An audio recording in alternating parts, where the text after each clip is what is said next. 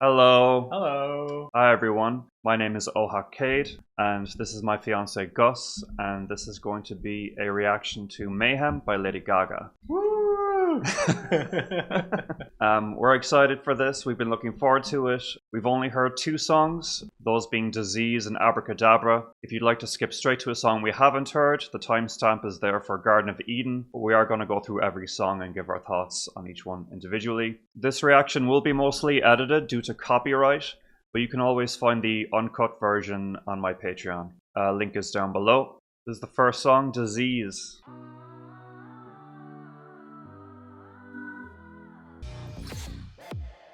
Bitch is back. Yeah. But I only just noticed the sort of monster vocal in the pre-chorus. Mother Monster.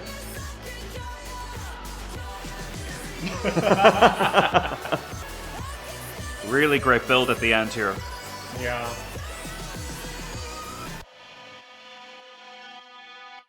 What a great start to an album. Yeah, as I said in my initial reaction to this song, I love the production. I think her vocal performance is really outstanding as always. There's a nice sort of darkness and filthiness with sort of an uplifting quality towards the end. Strong chorus and strong vocals overall. I don't know if it's my favorite single I've heard so far. I think I prefer Abracadabra.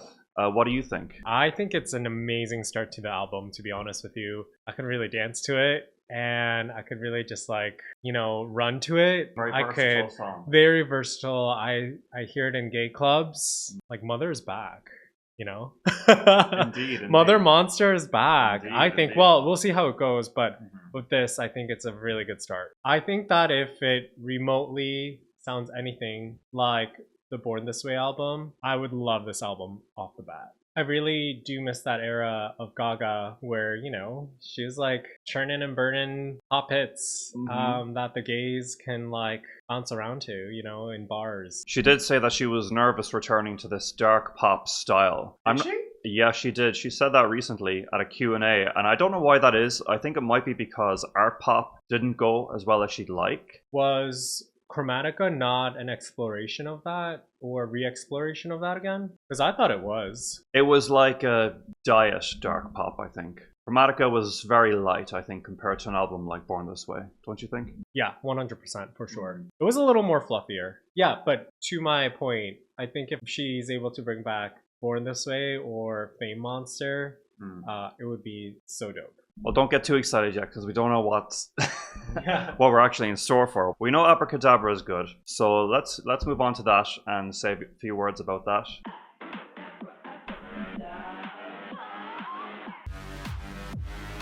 Such a great drop.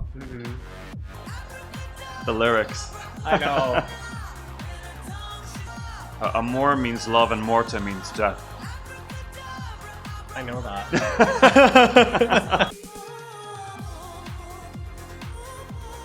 Very symphonic.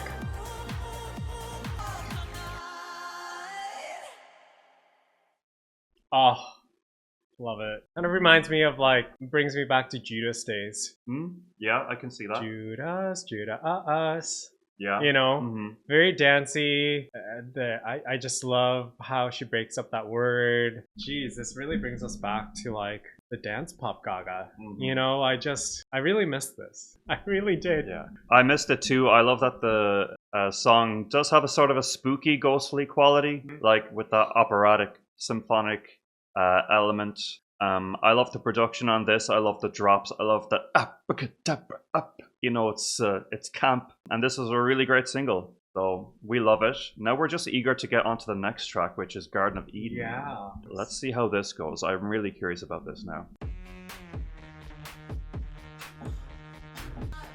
This doesn't even sound like her. Is this her? It is her. Oh. Why am I welling up a bit? You're welling up? I just really... You love this song so I much? do like it, yeah. Those vocals.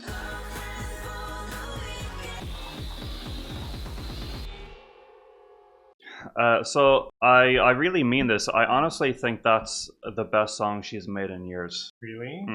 That's my favorite song from her in quite a while. Like I said, as we were listening, I started welling up, and it's just because I feel like this song is such a beautiful mix of sort of this intense emotion. It's very melodic. There's a lot of passion. Her vocals are outstanding. And the production is really fun and experimental too. The production reminds me actually a little bit of Christina's Bionic album. Really? Yeah. It's got that sort of indie electronic thing going for it. And I just love this song. I really, really loved it. I really loved this song as well. I thought the rhythm was amazing. The beats were really good. We had to pick up our cat. Sorry, he was really just distracting us. But I really love the vibe. You know what? It actually reminded me of like Fame days. It was just very fun and catchy. How does it rank compared to Disease and Abracadabra? Right now, I would put it as number 3.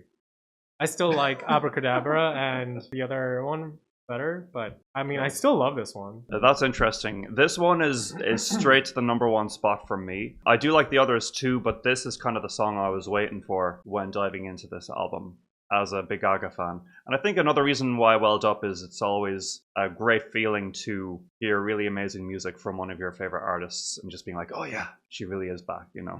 We keep saying that, but it does bear repeating. Moving on to the next track, Perfect Celebrity. Ooh. The title is kind of giving Fame vibes, you know, going back to things like Paparazzi and... Right.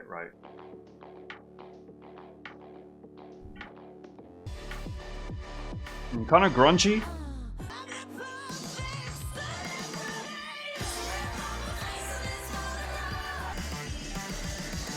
This has a lot of rock influence in it. I like some subgenres of rock. But for me, this song didn't really stick with me. I also feel like we've heard her talk about fame and being a celebrity a lot. Maybe this was metaphorical for something else, but I don't know. I just, I thought the lyrics were expected. Right? This song didn't grab me as much as the last 3 songs, but I still thought it was a very good song. I agree. This song was cute. I appreciate that we did explore a slightly different genre with this one. It was sort of electro rock grunge. I thought her vocals on it were really expressive and kind of quirky. Like she was delivering some lines in a really weird way. I thought that was really fun. Her vocals really entertained me throughout this track. I don't think the tune itself is that memorable or catchy. And the lyrics are kind of, they're fun, but like you said, a bit expected. Nothing very revealing, I'd say. But a fun enough song. I agree it would be my least favorite song I've heard from this album so far. So in that sense, I'm glad to get it out of the way. Yeah. I mean, we're only 4 songs in. I actually want to talk about, there was a little bit of a drop there at the end that I really liked. And I kind of wish the song had more of that. Yeah, I mean, B+ for me. Okay. Yeah. Let's move on. Next track is Vanish Into You.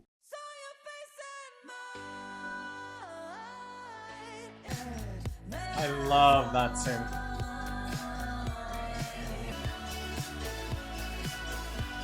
So pretty. So pretty.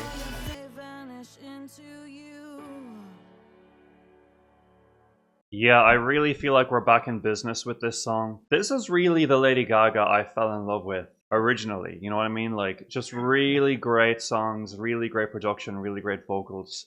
I love how this song was structured because a lot of the vocal melodies were very elongated and it was just over this like steady, heavy beat. That was really like a lovely, you know, contrast, juxtaposition. Very pretty song, beautiful bridge with that synth work too. Yeah, it's just a killer production, killer vocals. I actually got kind of emotional in this one too. Really? Yeah. Like this album is really tugging at my heartstrings. Yeah. Honestly, like. Oh my gosh, it was so nostalgic in every way. Like it brought me to like really old Gaga. It brought me to Fame. It brought me to Empire of the Sun. Those synths were so great. I love that transition in the bridge, like you said. It was so pretty and melodic. It really felt like she was singing her heart out. I really want to listen to it again just to kind of see the lyrics again. But there was a lot of emotion in it. So I'm really impressed. So would you say this is a standout on the album? I would number it maybe 2 so far. Oh, nice. Yeah, nice. yeah, after Abracadabra. Alrighty, yeah, I think the lyrics were, what I got from it was that she was kind of looking back on a memory of sorts. We're going to move on to the next song now, which is Killah, featuring Gesaffelstein. We're in for some education here.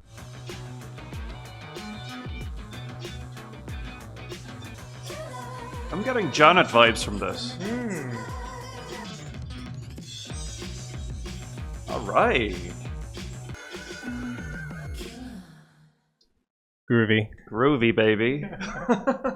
It was so groovy. I loved it. I just felt like I was a melting scoop of ice cream on a cone. That's one way to put it. Yeah. And Anything else? the flavor was rainbow sorbet. Alright. I just loved it. Mm. It was almost, I fell into a trance towards the end of it where the whole entire instrumental part came on. Really, really liked it. It was so unique. And what a great blend of genres, right? Yeah. Like, I was not expecting this. And it really paid off, I think. Yeah, I agree. Very unique song. Certainly different, unexpected. But this was really, really good. Really good. Very funky, very groovy, like you said. Catchy as hell. And her vocals were actually kind of reserved on this, actually. But it was all about just the kind of doing it to the beat rather than showing off, right? Love the instrumentation, the production. Again, it is giving like dark pop, like a return to form for her. This is really like serving for me. With this album, I'm starting to pretend like Joanne and Chromatica never happened. I can't be that harsh to Chromatica because I didn't, you know, I did enjoy Chromatica, but yeah, with this album, it kind of seems like Joanne is kind of like a little bloop in her discography, right? Wait, let's not upset the Joanne fans Sorry. any further. All we mean to say is this is another banger. This album is shaping up to be one of her best on first listen. It is fantastic. It is so well produced. Everything is so catchy and clean. Everything from the beats to the vocals to how just things are arranged. It's so clean and I really am just enjoying this album so far. Me too. Okay, next song is ZombieBoy.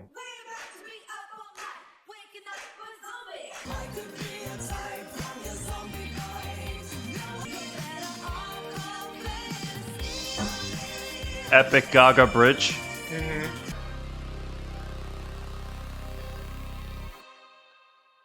Another banger. We had so much going on in that song. We had like a sort of a disco influence. There was like an 80s synth wave. We also had this random Gwen Stefani, Hollaback Girl chant. So many different influences, but you know, cohesive, very Gaga. Very good chorus too, very theatrical chorus. I'm a zombie boy, you know, super fun and campy and great atmosphere, great vocals again. I love the bridge. I don't really have anything much to say other than what you just said. It was so good. Be your time from your zombie boy. Like it was so catchy, you know? Right. I loved it. It was so camp. It sounds unique and referential at the same time. It feels so nostalgic but also new. I could listen to it over and over again, actually. Would you say it's one of your favorites? I would actually put this as my number one. Above the first 2 singles. Okay, actually. Okay. Wow. You know, it was so her. Yeah. Very over the top theatrical, and we love that. Yeah. We love that. Yeah. Excellent track. So yeah, this one finally overtook the rest of the tracks for Gus's number 1 spot. I still think mine is Garden of Eden. Yeah? Yeah, Okay. I really love that song, but these other tracks are on its heels for sure. Next song is LoveDrug.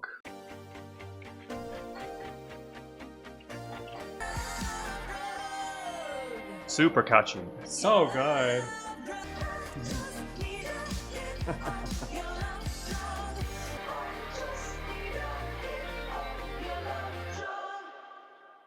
It is so catchy. You immediately want to dance to it. I just really loved the staccato and the I just need a hit of your love drug. I think that is so catchy. It really hooks you. She really knew what she was doing, I think, when she did that. But also it kind of gives that like oomph, that like passion in the song where it's just, you know, oh, I'm just making a dance track. No, it's a little bit more than that. Her emotions are actually in it. Yeah. And I just love the fact that she was able to create this dance pop song, put her spin to it, hook us onto the chorus, made it a little bit spooky and dark, like what Gaga always does, and still made it authentic. Very well said. It was very catchy, poppy, but also, you know, giving us somewhat of a deep quality to it as well. Really wrenching at your heart, your emotions, but so danceable at the same time. Great song. One of the catchiest ones on the album. This album is really shaping up to be a classic. The rest of the songs could be duds and it would still be a classic with what we've heard already. Again, it's sort of an 80s feel to this one, I think. But it was very tasteful. And I love how she held out that note at the end of the chorus on the word love. That was a really cool touch, especially against the staccato of the rest of the chorus. Lovely detail. Very powerful, powerful track. Okay, let's continue. Is this gonna be a no skip album? Yes, potentially. We were a little unsure about Perfect Celebrity. Right, but still that song was not bad. No, it wasn't bad. It wasn't a bad song at all. Okay, next song is How Bad Do You Want Me?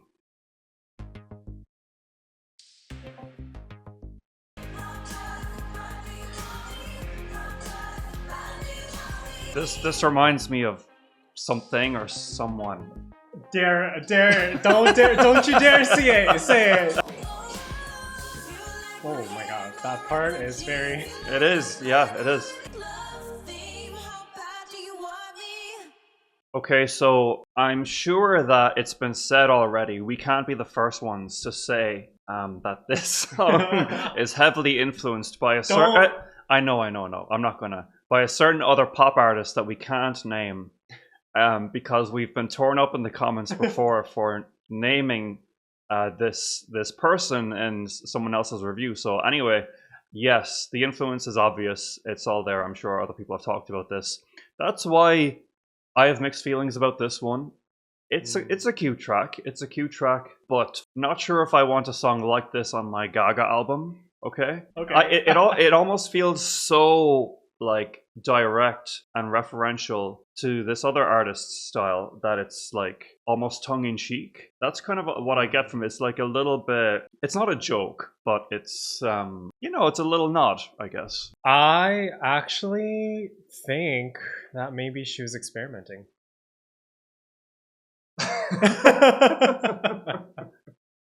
No, really.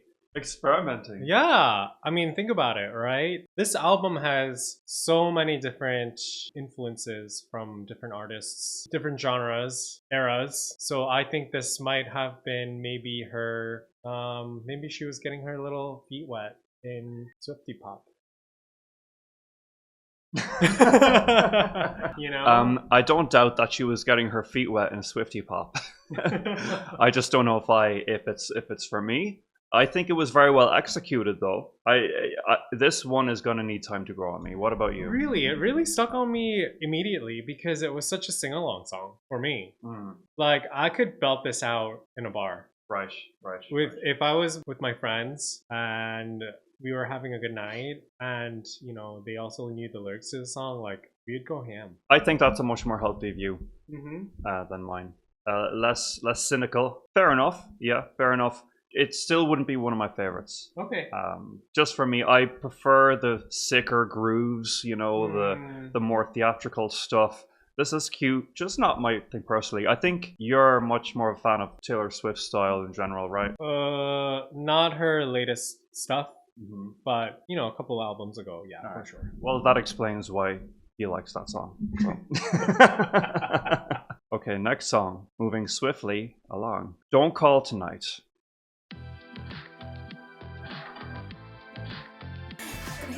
Her vocals are amazing. Yeah. On this song.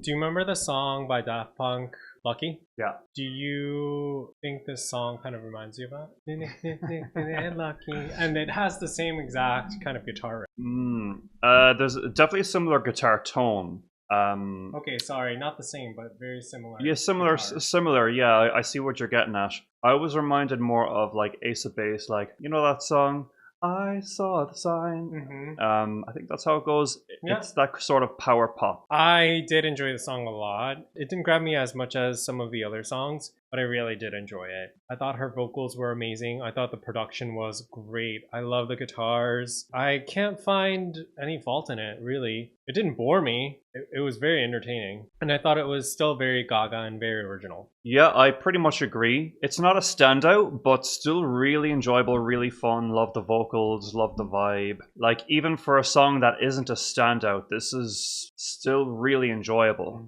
And you can't really say that for a lot of, like, quote unquote filler tracks on an album. This is still not a skip. Could be a really good grower as well. Another hit. Another hit. I don't think this is a filler track at all. I think it was made with so much intention. Yeah. You know, and whenever we do hear filler tracks, it's so obvious that it's just like we gotta fill this album. But no, this really feels like she poured a lot of energy into it. So cool. This is Shadow of a Man.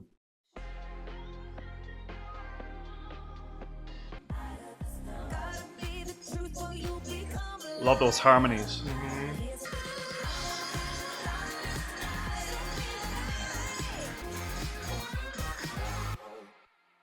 This is another bop, another banger, another instant Gaga classic if you ask me. I love the dark, again, sort of 80s synth pop vibes mixed with modern EDM, I guess you could say. I love the guitar riff, the overall atmosphere of the song. I got a slight MJ influence in this one. I don't know if you got that as well. And some of her vocal ad-libs, again, reminded me of Christina with the man. You know, it's that sort of really high ad-lib that Christina does. I thought that was a cool little nugget.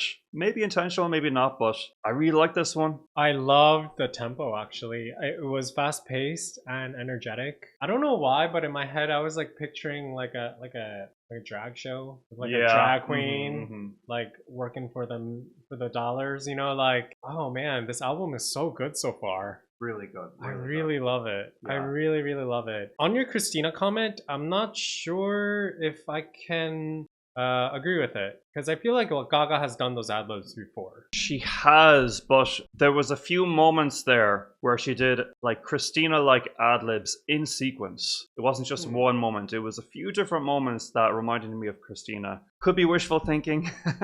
Justice for Bionic. Fair enough if you thought it was a coincidence. Could very well have been, but one can only dream. Shall we move on? Yeah. Next song is The Beast.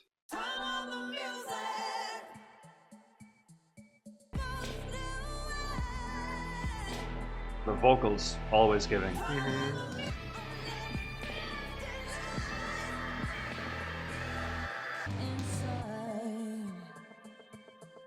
Wow, very different. I enjoyed it. And? It was very unique. I think that there was a lot of emotion in there. I'm trying to decipher what the lyrics mean. But did you like it? You know what? I don't really think I did. I didn't dislike it. Let's put it that way. I didn't dislike it. It's not one of my favorites so far, for sure. I guess the whole entire album can't be a dance pop album, right? So it makes sense. But to me, it kind of sounded a little like I don't remember much right now. That's how I feel. I don't remember much of the song. I partly agree. I think it's not my favorite, but I do understand, you know, having a sort of a power ballad like this on the album. I don't think it's her strongest ballad ever, but there's some really cool moments, cool vocals. I loved the guitar solo and how she overlaid the guitar solo with the vocals in the bridge. That was really sick. And the song has a certain dirty feeling to it. That's why I think the song is actually about, you know, I don't know what I can say on YouTube, but an intimate act with special someone she wants to feel the beast inside. It's like a bit of a innuendo. That's what I guess. Okay. Oh, okay. That's kind of what I get from it. You know, I know you're hungry, ready to bite. Could be misreading that totally, but it kind of did feel quite sexy towards the end. So okay. I don't know. A neat track. but another grower. Still really good, quite enjoyable, even if it's not one of my favorites. The chord progression, I think, was a bit predictable as well. 6-4-1-5 chord progression, really popular one. They overused, but it's all good. It's all good. I don't know what that means. Okay, that's composer speak. Next song. This is the second last one. Blade of Grass. Lovers kiss in a garden made of stone. Some really pretty vocal moments. Really pretty. Come on and wrap that blade of grass around. I will make it last. So there were some pretty moments in that song. She does like her kind of slow country adjacent piano ballads in her albums. I'm reminded of songs like You and Me and Speechless, You and I, Million Reasons. That's kind of what I'm getting from this song. I don't think this would be one of her stronger ballads. I would even say the previous song is my preferred style of slow song from her. The melody in this one was a bit predictable, a bit monotonous, a bit repetitive. The lyrics were interesting. I couldn't really gather what they were about. There's something I'm missing here, I feel. It can't just be a love song. I want to know what she's getting at when she says, even though the church burned down, I'll be your queen without a crown. Could she be talking to her fans there? There were some pretty vocal moments, but that's about all I got for this. I get that she wants to take it down as well, tempo wise, for the end of the album, but yeah. I thought it was very, very pretty. You know, it's obviously one of the ballads that she I think wants to perform on a piano if she was performing live. I think the production was, again, very clean and very professionally done. But is it my personal, one of my personal favorites in this album? No, not really. I'm a little biased towards the faster paced songs and the more dance hits, and I shouldn't feel that way. On this particular album, we are certainly biased to the more up-tempo songs, but I don't think it's because we simply prefer up-tempo over slow. It's just that I think we both find these particular up-tempo songs to be very creative, and they sound a bit fresher than the songwriting style of the slower tracks here. We're definitely open to slower tracks. Just these particular slow songs are not grabbing us. In her previous albums, she had really great ballads. You mentioned Speechless. That is one of my favorite songs. Right. That Gaga has in her discography. And you also mentioned You and I love that song. Both the studio version and the live version. I love Hair, and I do love her slower ballads, but the last two aren't grabbing me for some reason. I think Hair is more of an upbeat banger. But... Oh, oops. Can you take that out? Take that out. No, I'm going to leave that in. No! Take that out! It's alright. Okay, fine. I'll take it out. Wink, wink. Let's cover the final song, which of course we know, but we'll discuss our thoughts on it anyway. This is the enormous smash hit Die With A Smile. Oh, this is the last song. Yeah. Oh. Oh. Butter. Oh, I love their harmonies. Oh my god, it is so beautiful.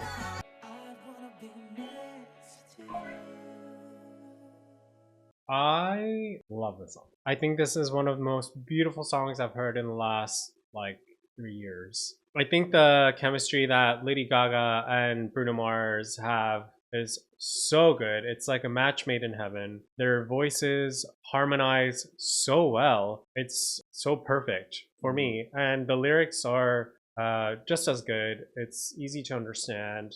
There's nothing really cryptic about it. It's very straight to the point, but also so emotional at the same time. The vocal gymnastics that they go throughout the song is really impressive. I mean, it's really impressive, and it really makes sense that this song is at the end of the album, I think. 11 out of 10 for me. It's a fantastic song. I've always thought so ever since the first time I heard it. The chorus melody is so gorgeous. I love that it lands on a minor chord, gives it a lovely bittersweet feeling. Their harmonies are really beautiful, like Gus said. And I love how there's a climactic feel towards the end. The guitar has a really nice touch, and their vocal tones really complement each other. It's a lovely sentimental ballad. Really great way to close the album, actually, because it has a lot of organic instrumentation, and a lot of the other tracks do too. Even if they're more upbeat songs, more dance-oriented songs, there's hints of more organic instruments in them. So very good choice to end the album. However, they arrived at that choice. So would you like to summarize your thoughts on this album on a first listen? Yeah, Mother's back. She really smashed it.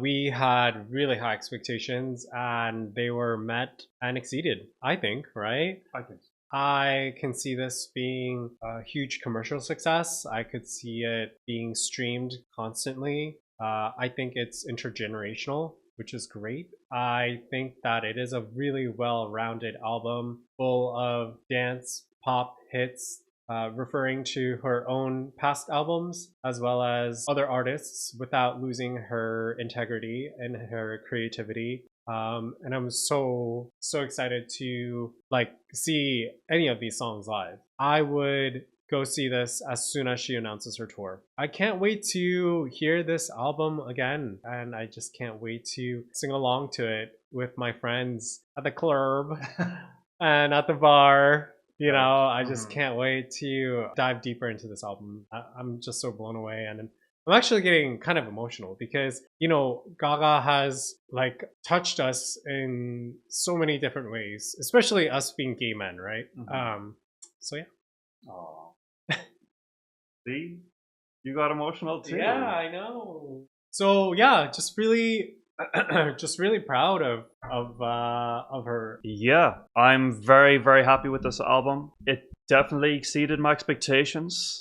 Even though I had high hopes, I was worried that the hopes were too high, but this is a fantastic return to form. So many amazing tracks. I think it's a cohesive collection of songs. I love the order of the tracks. I think my personal favorites on first listen would have to be Garden of Eden, Vanish Into You, LoveDrug, and maybe ZombieBoy. What about you? For me, it's a tie. Up on top is a tie between Abracadabra and LoveDrug. I really liked ZombieBoy a lot. And then Killah. Yeah, I mean, it was a blur of greatness, I think. Right. It is emotional for us hearing such a banger of a Gaga comeback. You know, it's quite an experience listening to a new Gaga album with my new fiance as a gay man. You know, so this was a really enjoyable listen for us. I hope you guys enjoyed. Let us know what you think of the album in the comments and what you thought of our analysis. Again, you can find the full uncut version of our reaction